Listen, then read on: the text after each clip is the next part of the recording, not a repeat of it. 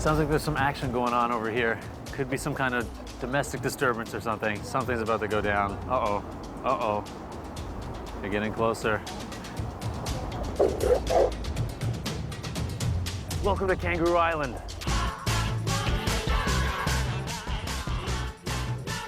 You've seen the icons, but trust me, there's more out there. You might want to stick around.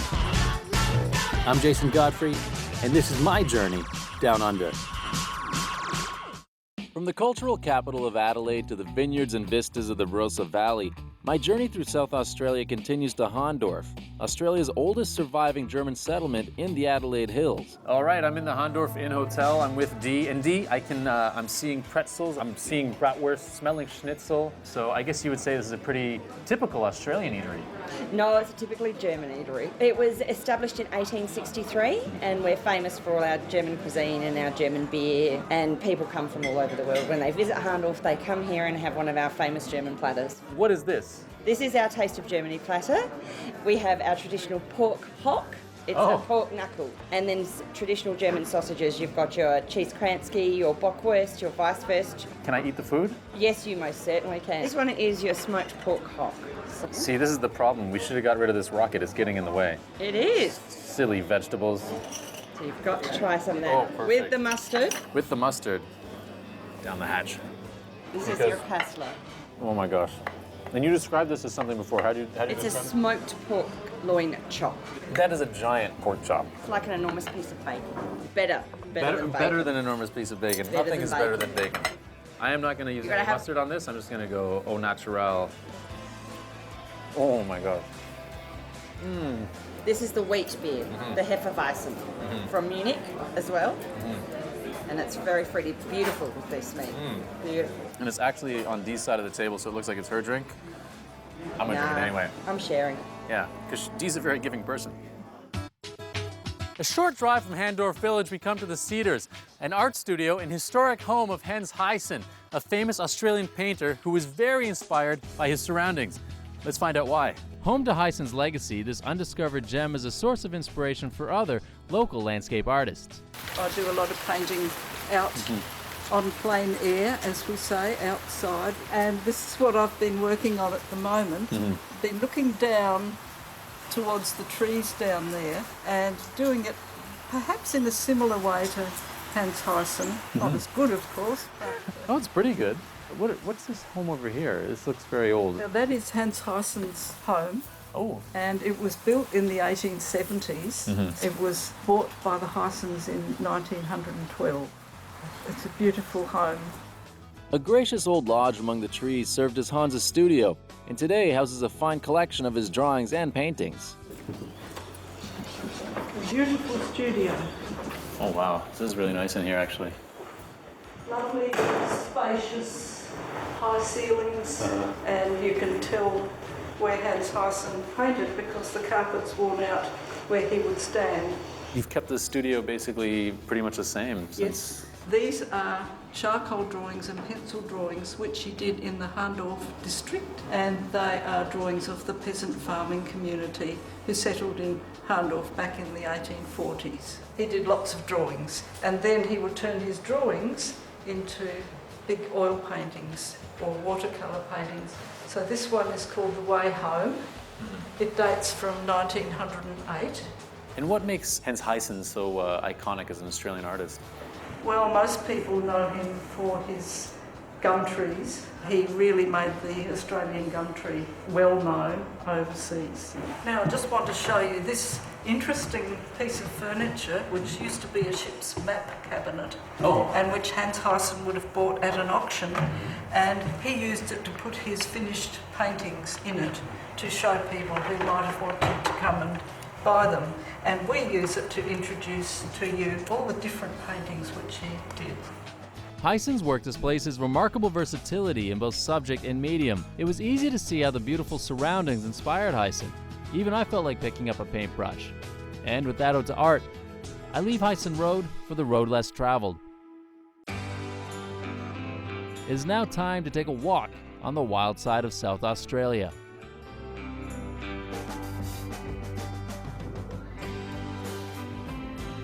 A short distance from Adelaide is Kangaroo Island.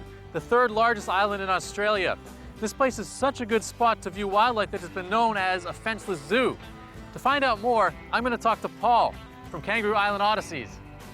So tell me a little bit about Kangaroo Island. What's the history here? Well, it was discovered by Matthew Flinders in 1802, March. He sailed along the north coastline here. And are there kangaroos here? There is indeed. Well, when they came to the island, one of the major differences he noticed was the tameness of the kangaroos. They didn't know to fear people yet. Not at all. And he could literally, and his crew, walk right up to them, pick up lumps of driftwood off the beach, whack them on the head. So out of gratitude, he decided to call it Kangaroo Island in honour of the kangaroos. Wow. They gave up their lives to feed his hungry crew. How about these houses here? Are they this is where people live, or are they for rent? Or? 30 years ago, you were considered mad to buy a place around here. In fact, it was mainly farmland with a few little houses. See, like that one up over there? Oh, right. Like that little hut. Yeah. There was a number of little huts. Things changed in 30 years. Yeah. Now, it's very popular. We've got some quite expensive places. A number of the ones along the front are holiday accommodation. So there's plenty of different types of options of that on the island. So why were you crazy to live here 30 years ago? People didn't like beaches 30 years ago? It was a place that was forgotten about, really. But with masses of tourism, infrastructure has to change, to accommodate. So parts of the coast have obviously changed to adapt.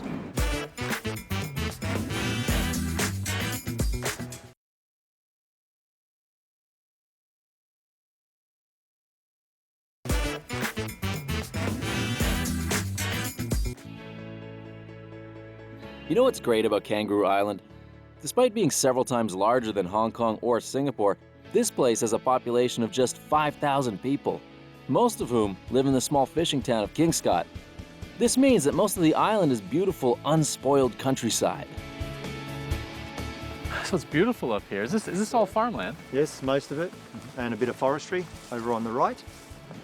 Actually, forestry covers a lot of the north coast. It's a little bit wetter on the north, especially on this high plateau where we are.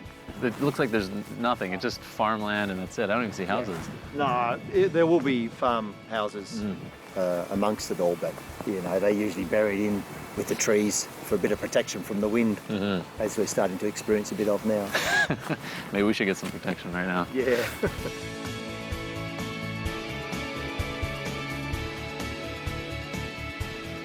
And who would have guessed that you can have a taste of the aquatic life right in the middle of these farmlands? All right, so what is a marron? Marron is a freshwater crayfish, one of the largest in Australia. A marron are actually 43% meat to shell ratio, so more meat than, say, any other crayfish. Crayfish are freshwater crustaceans as opposed to lobster, which is saltwater. Are they indigenous to Kangaroo Island, or is it? No, marron were introduced to Kangaroo Island about 50 years ago. Story goes, a farmer went across, brought 50 pieces back, put them in his dam right out west on Kangaroo Island. Came time at Christmas time to pull them out and they were all gone. They'd all walked off. A couple of years later, about 10 years later, we started finding marron in the rivers and creeks. These are our ponds, so we stock each of these ponds with 4,000 marron babies, little tiny ones, and then after 3 years, then we'll drain that pond, pick up everything in that pond, bring it back, process it, weigh it, sell it on. We harvest about 20 of those ponds a year. We collect 6 tonne of marron, and then 3 tonne we'll actually sell through our own cafe, and then the other 3 tonne we'll dispatch around Australia. We do, via another distributor, send to Malaysia, Singapore, Dubai, places like that as well. All right, so the actual structure of your ponds, what's this wheel doing here? It's flipping up all the water. The paddle wheel's used for aeration. As in summer, when oxygen levels get really low, when the water warms up, the oxygen levels drop. Marron will actually suffocate, and if they can't get the air, they'll walk out. They'll like walk out. They'll walk The out. marron will say, screw this, I'm going somewhere else. Yeah. And how about this this netting? The over netting top? is to prevent predation from predominantly birds, crows, ravens, spoonbills, shags, ibises, herons, all the birds that like to eat marron as much as we do. Well, maybe we can go try some marron. Yes, love to. Yeah. From turf at Handorf Inn to surf at the Marron Cafe, here we go dining again. This platter looks incredible, so just walk me through this. Okay, so this one here is your hot marron. So that's oven baked in our steamed oven. You've got your scallops, cold marron, which we freshly boil, and your 3 sauces that we make here on premise. Wow, it looks really pretty. And then there's like a nice selection of fruit with everything as well, which is, fresh fruit. yeah. Where should I start on this? If you try the cold, Yeah? yeah. Try the cold guys? Yeah. Do you want some? I know, it's all yours. Yeah, I know, it's mine. And so we'll just scoop this guy up. That's right. Wow. What sauce would go with this? What do you think? I would try the seafood. That's Some of the seafood, huh? my favourite. That's nice. I'm gonna try some of the warmer stuff. Yeah, Maybe I'll try this other guy here. that's the tartare. I'll go with that.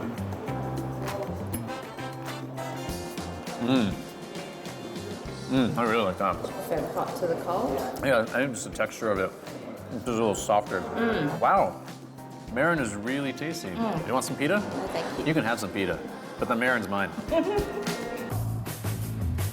A scenic stroll should burn off some of those crustacean calories.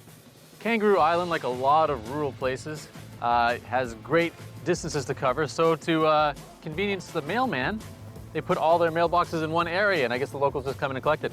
Now, what makes this different is that the mailboxes are sort of made out of, I don't know, whatever people had in their yard. This one's got a little message on it. If you live on Kangaroo Island, you're better off than 99.9% of the people, yeah, in the world. Good for you. And of course, over here we've got the fridge. What's for dinner? Phone book. I guess I haven't picked up their mail in a while. And right here, we've got the entire kitchen set. Yeah, the mail's done. No, maybe it needs a little more, a couple more minutes. Better watch out, Mad Max. The road warrior of Kangaroo Island is gonna own you.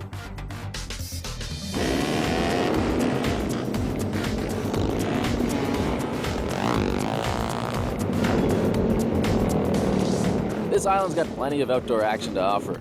That's right, baby. I'm hell on wheels on this killer quad. Oh, whew.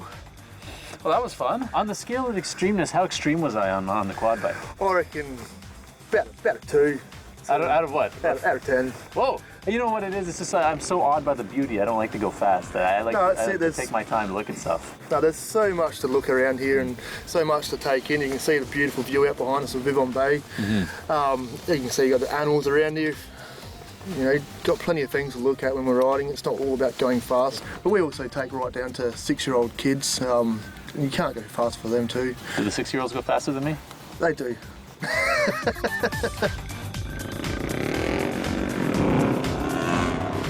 Who are you expecting? Evel Knievel?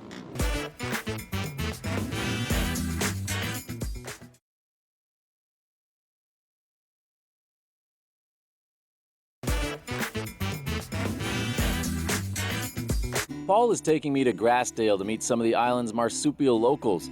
The island's low population means that there's an abundance of Australian native wildlife thriving in the wild. Are they noticing us? Are they starting to freak out? That one's freaking out a little bit. Yeah, it's all about how you approach them. If you come in too quick, Yeah. I know they'll just bolt off, Yeah. run away. Like if I came in with my arms waving and screaming, They're no good. no good.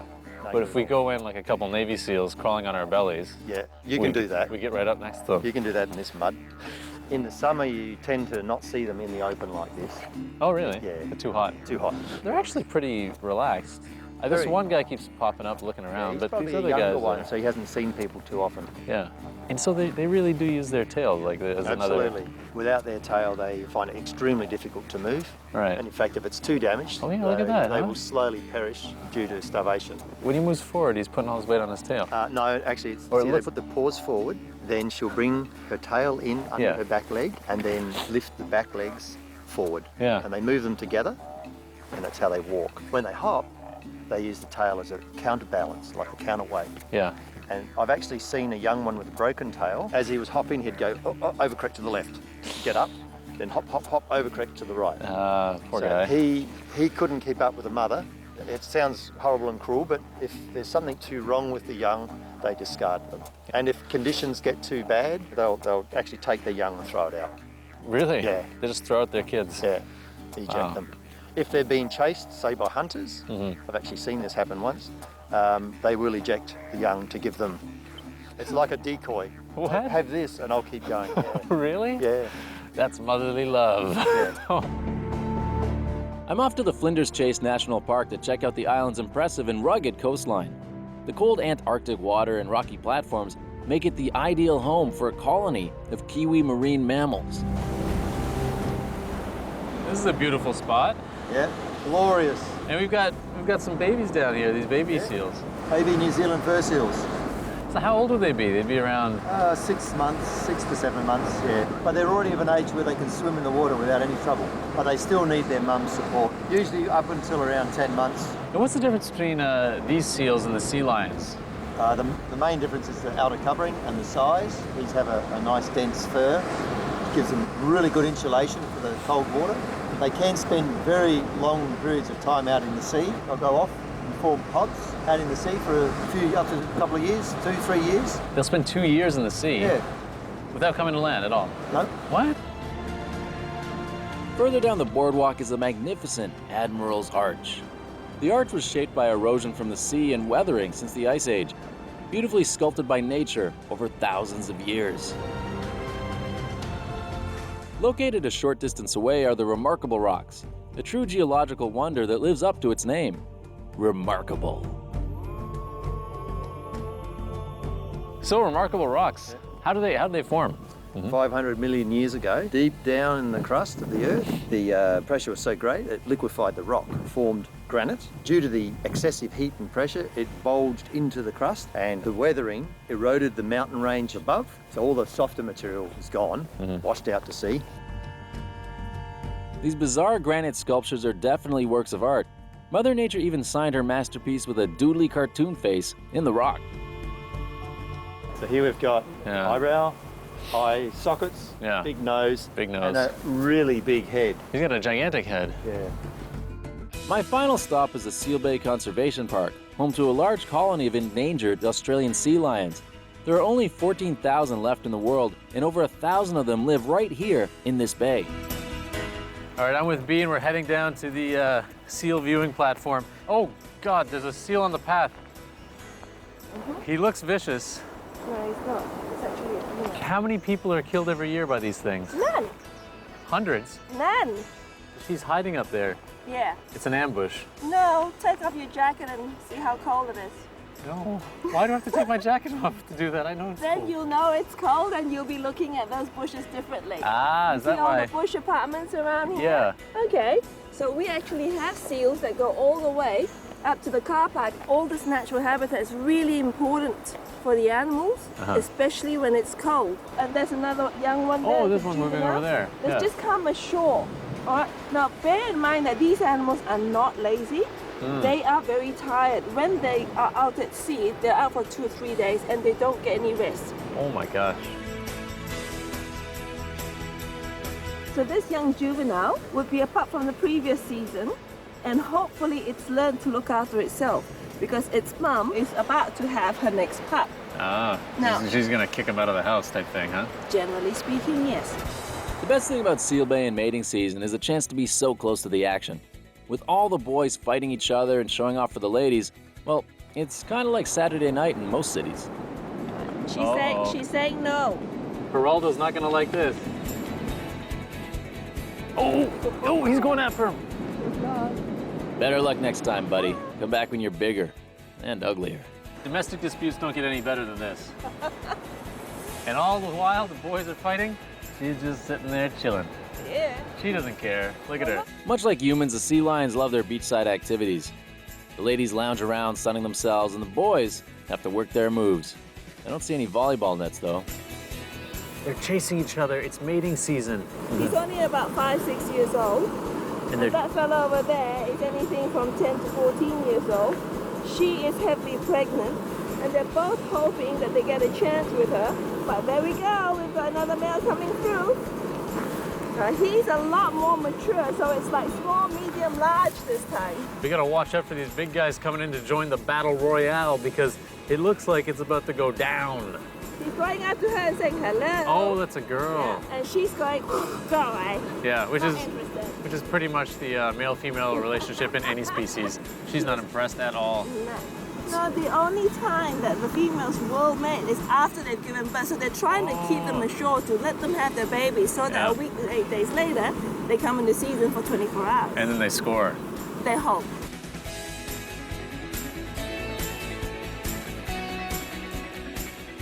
So Adelaide's a great town, but what makes it even greater is just the proximity to Kangaroo Island in the full-on Seal Royal Rumble. You're not gonna see it during summer. You gotta brave the cold weather and come out in wintertime. Don't miss it.